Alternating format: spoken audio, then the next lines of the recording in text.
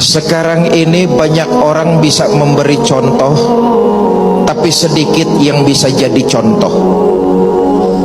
Ngasih contoh gampang, jadi contoh susah. Pepat di luar, pancung di dalam. Manis kalau berhadapan, balik belakang lain bicara. Ucapan santun, perbuatan Fir'aun. Kenapa ini terjadi? Karena krisis akhlak. Sekarang ini sudah nyaris tidak ada lagi panutan, teladan, siapa yang mau diikuti.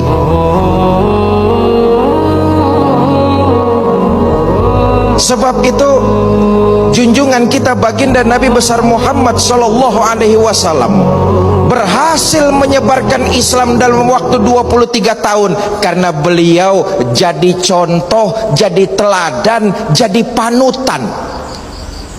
Apa yang beliau ucapkan, itulah yang beliau lakukan. Ini teladan, ini contoh, dan ini panutan.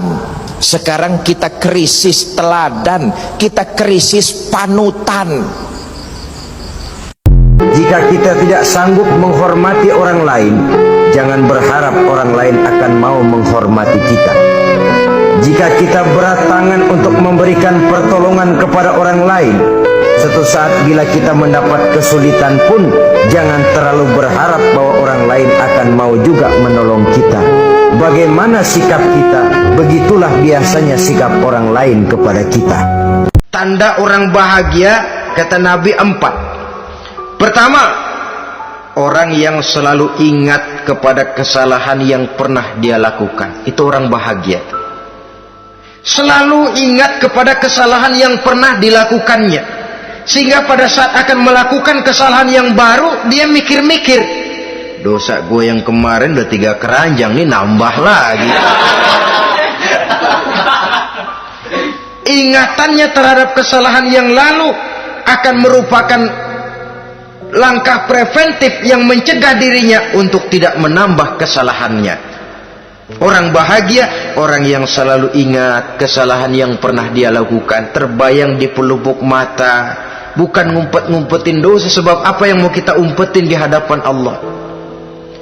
Yang kedua, tanda orang bahagia itu orang yang selalu melupakan kebaikannya.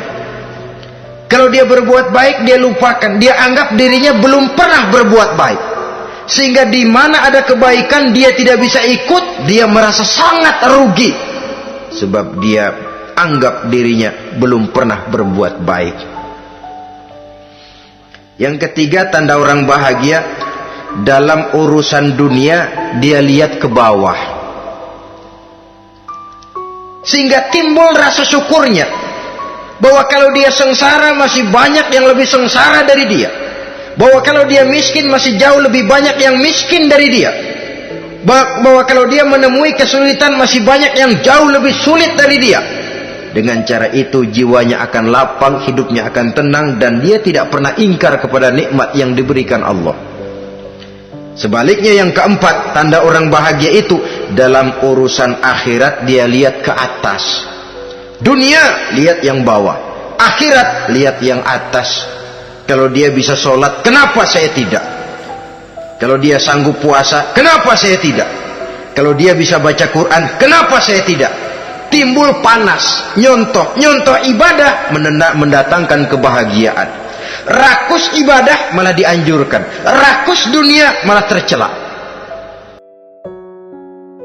Tanda orang bahagia, kata Nabi, 4. Pertama, orang yang selalu ingat kepada kesalahan yang pernah dia lakukan. Itu orang bahagia.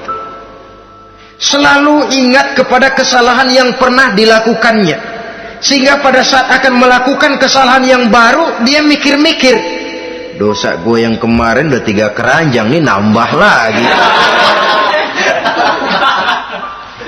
Ingatannya terhadap kesalahan yang lalu akan merupakan langkah preventif yang mencegah dirinya untuk tidak menambah kesalahannya. Orang bahagia, orang yang selalu ingat kesalahan yang pernah dia lakukan, terbayang di pelupuk mata, bukan ngumpet-ngumpetin dosa. Sebab apa yang mau kita umpetin di hadapan Allah?